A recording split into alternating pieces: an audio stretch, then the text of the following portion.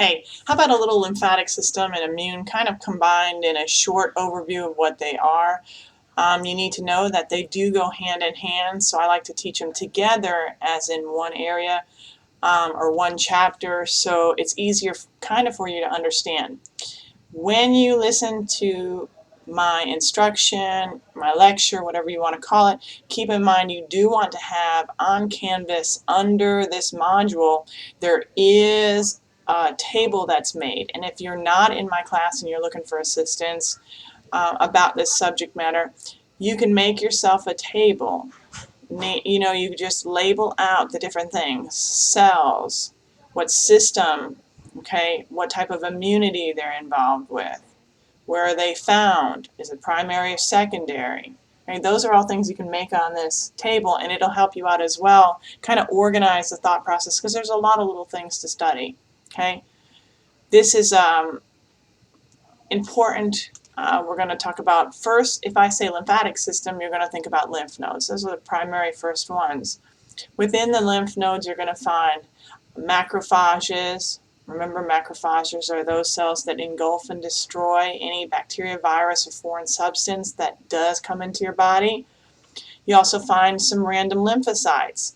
Not a whole bunch like there is an infection, but there'll be a few in there just in case you have an infection. And some other structures besides the lymph nodes that are found in the lymphatic system is spleen, which most people don't know, thymus, and of course MALT. MALT is an acronym for mucosa-associated lymphatic tissue, which we'll discuss more in detail in a second. So remember, we talked about that the fluid found in either the lymphatic system, the tissues, or the blood all have different names, but it's the same tissue.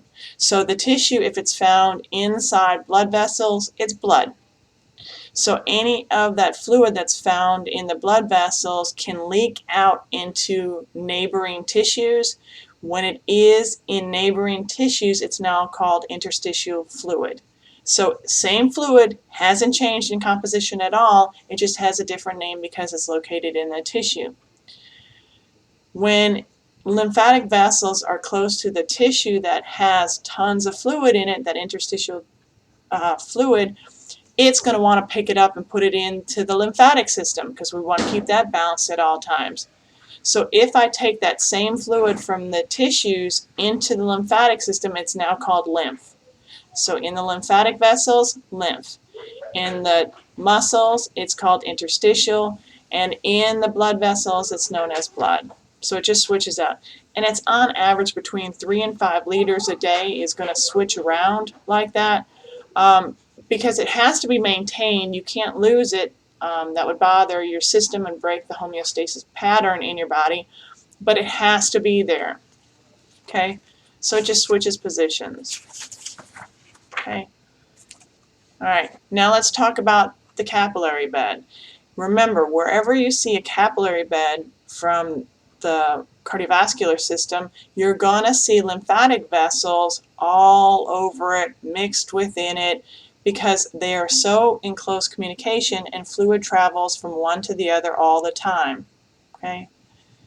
Lymph is going to be transported through this lymphatic vessels, and it needs to be taken care of. We can't lose it, we can't get rid of it. It needs to be also free to move about into different directions. Let me help you. There's 2 special unique structures on the lymphatic vessels that allow them for the freedom of movement and making sure that the lymphatic vessels don't break down. The first thing is endothelial cells. Endothelial cells are cells that line the lymphatic vessels, and they look like this. They're not completely intertwined, they're not sealed together, so they're a motion, like a gate. Okay? That means with this gate, okay, things can get into and out of it fairly easily. So these endothelial cells have this gate-like appearance. They're not joined, they're flappy. Okay, any of those things are perfectly great to describe it. Secondly, there's collagen fibers that hold these vessels into neighboring structures. Because what if things are moving into and out of this lymphatic vessel can cause movement, can cause deflation, can cause it to change shape, and you don't want that to do that because that could retard any of the lymph traveling through your body trying to protect yourself. Okay, so collagen fibers holding it into its proper places. So these are the two structures that are unique to it and that are really important. Okay. Okay. There is one drawback to these endothelial cells. Having that flap-like, it allows big things to get into and out of it. And those big things can include cancer cells, large bacteria, large viruses can travel into the lymphatic system and travel along with the lymphatic system. Okay. One of the areas we talked about was on the small intestine. The small intestine, okay, has special capillaries that transport absorbed fat into the bloodstream. Right? These are called lacteals. That fatty lymph that comes off of it is called chyle, spelled with a CH. Okay? Some lymphoid cells to be aware of and what they basically do are B lymphocytes. They're going to protect your body. They're going to produce plasma cells, and these plasma cells are going to make daughter cells which secrete antibodies. T lymphocytes are going to attack infected cells, which is really important when something is spreading within your body. And they're also going to manage immunity. They're kind of like the boss. They oversee everything that's going on and alert other cells to come in and do their job. Macrophages, those are the phagocytic activity, ingesting anything that's non-self. Dendritic cells, those are going to be specialized cells that look like a star, and they kind of grab on to something that's non-self in the body and drag it to the lymph node where somebody else can ingest it, right? And then reticular cells. Reticular cells are cells that don't do anything physically except make a fiber called stroma. The stroma is important because it's going to be a supportive organism for lymphatic organs and tissues. Okay.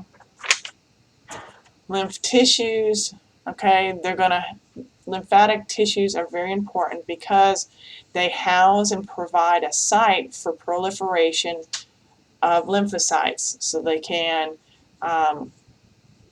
be made and develop into a mature cell and be released into our system when necessary. Okay. Lymph nodes, again, two functions the lymph nodes have: filtration. You'll have macrophage, it is white blood cells that literally sit there, and as everything passes in the lymph, it touches, and when it touches it, it sees if it's self or non-self. If it's non-self, it's a good way to kind of get it out of your system or try to lower the numbers in your system, and hopefully it gets you to feel better. Secondly, it's an immune system activator, okay? Because if through the filtration we find something that doesn't belong there, a non-self, if that non-self, there's a bacteria or virus or something that's dangerous to you, it will activate immune response. Okay? More lymphoid tissues, spleen, proliferation, immune response, thymus. It's not just an endocrine organ, but it has T lymphocyte precursors, and then MALT, mucosa-associated lymphatic tissue. Tonsils are the first one. That's a ring of tissue. That is your first line of defense on anything that is coming through your mouth. So it's either food or inhaled air. Really important. Remember in my discussion, I don't feel that tonsils are a necessity to have removed. If there's a medical reason that's documented and it's causing a severe problem for you, sure. But tonsils are very important for all the things that are coming in your mouth to protect you. You have the appendix, by definition, is a vestibular structure. Yes, it's vestibular. You're supposed to be able to live without it, but it's attached to where the long intestine begins, and it's a perfect area for to catch anything that's not supposed to be going through that area. You know you have a bacterial growth or a virus in that area when you have severe diarrhea. So this is an area that tries to catch those bacteria and viruses that can infect this area. Okay. Immunity, two distinct types of immunity.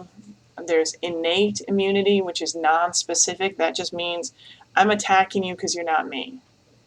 Don't care who you are, I'm just attacking you because you're not me. That's innate. Adaptive is specific. I'm attacking you because I know you. I've seen you before. And I'm programmed to attack you when you come back. Okay? They work together. Some surface barriers are like the skin and mucus layers. You also have phagocytes that are going to act as innate. Adaptive are going to be like your B and T cells. Okay? They know who you are. They're going to attack to it. Some things that are inside your skin or mucus are acid, enzymes, mucin, and defensin. All these things try to decrease bacteria growth or trap microorganisms before it gets to a problem for you. You have second line defenses like phagocytes, neutrophils, macrophages, monocytes. You have some proteins like opsonins that help with the binding, so when they grab onto something that's not supposed to be there, they can help with it. You have natural killer cells. These are cool. They're in your body, and so they kind of just sit and wait. And when something comes through your body that's non-self, they just slice you. They just totally splice you and then let you go on. Somebody else will engulf it. But I think it's interesting. They just kill anything. Okay? Inflammation. So that's a tissue's response to any type of energy. There's 4 signs of acute inflammation. Redness, it's going to be red in color. Heat, you can feel the temperature difference between where the damage is and the other tissue surrounding it. Swelling, it's going to be swollen, and there's going to be pain due to the swelling. Okay? Events of inflammation. After an injury has occurred, the first thing is mast cells are going to be coming to the area, and these mast cells are going to release something called histamine. You've heard that before. Histamine. Histamine is going to be released into tissue, and what it does is it increases the permeability in the capillaries.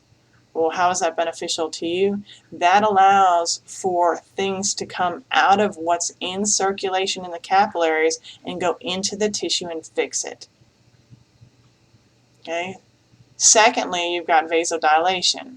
Because of the increased vascular permeability, now you've got clotting factor, antibodies coming from the blood into the tissue spaces, and that's going to further irritate the nerves. So it does increase in pain, but you do know that it is working. Lastly, we have phagocytic mobilization. So I've got now everything opened up. I have vasodilation, permeability is increased. Now we got to get the cells that actually do the fixing. So we have to get them out of the blood capillary and into the tissue. And how we do that is we first release a chemical from the damaged cells. Those damaged cells are going to release this chemical, and that's like a homing beacon for cells. This is where you got to get out of the blood and come into the tissue. Okay? Secondly, those inflamed endothelial cells are going to release another chemical, which is going to cause the blood vessel size to be sticky. So they actually, when any cell comes close, let's just say it's a neutrophil. The neutrophil is getting real close to the area where it can sense the chemotaxis is occurring. It comes to that area, it starts to slow down. So it goes to the edge of the blood vessel, and on the sides of the blood vessel it begins to roll because it's not moving as fast. It slows down. That's because of margination. And then diapedesis is when it literally comes to the site of chemotaxis. It can fit through the blood vessel and with an amoeba-like action go into the tissue to the site of damage and begin its job. Antimicrobial proteins, you've got interferons and complement. Complement is, they swim within your body and they're not activated. They're just in the bloodstream, not doing anything. Then all of a sudden, when there is an activation or alert because of immune response, they now convert and turn into a cell that wants to just kill. And all it does is lyse and kill things that is not self. Interferons are secreted from body cells that literally migrate towards invaders, and it injects them with their protein, causing the antigen or invaders, within themselves, their proteins alter. When this occurs, they cannot reproduce. So essentially, interferons grab something that's not supposed to be, let's just say a bacteria, inject the protein from them, and change the protein of the bacteria so it cannot reproduce, so hopefully it dies a lot sooner. Fever is important. Fever is your body's way to try to kill whatever is in you that doesn't belong there faster. So the fever is important, and how that occurs is when there's an invader, there's been a chemical release, so the body, the macrophages especially, release something called a pyrogen. The pyrogen will go to the hypothalamus, and the hypothalamus will adjust your temperature. Okay. Adaptive defenses. Okay. Adaptive defenses are supposed to be systemic. That means go through your whole body, just not at the site of infection. They have to have memory for the antigen that's invaded you has to remember what they are, so if they come back, they can react again.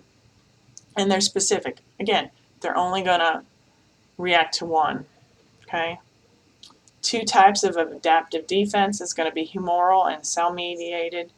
Humoral, okay, is going to involve complement proteins like I just talked about before, and antibodies, and then cell-mediated is going to be any of the cells that we talked about except for antibodies. No antibodies are involved in cell-mediated. Okay. Cells of the adapted B cells, T cells, antigen-presenting cells are all part of it.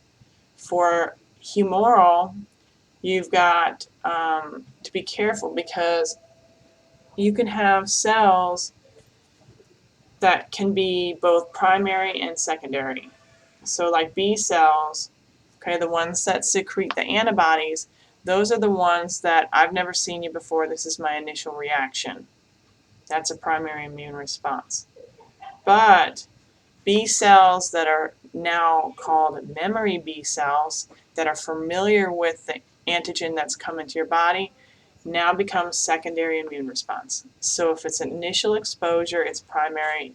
If it's been seen before and this is specific to, then it's secondary. It also can be active or passive. Okay, humoral immune response can be active. Active means that you acquire immunity naturally. You get sick because you don't wash your hands in the bathroom. I don't know. Any of those things. You get the pukes that goes around campus every once in a while naturally. Okay? Passive is getting immunity only through a donor, like a vaccine. Okay? I hope this little bit helps.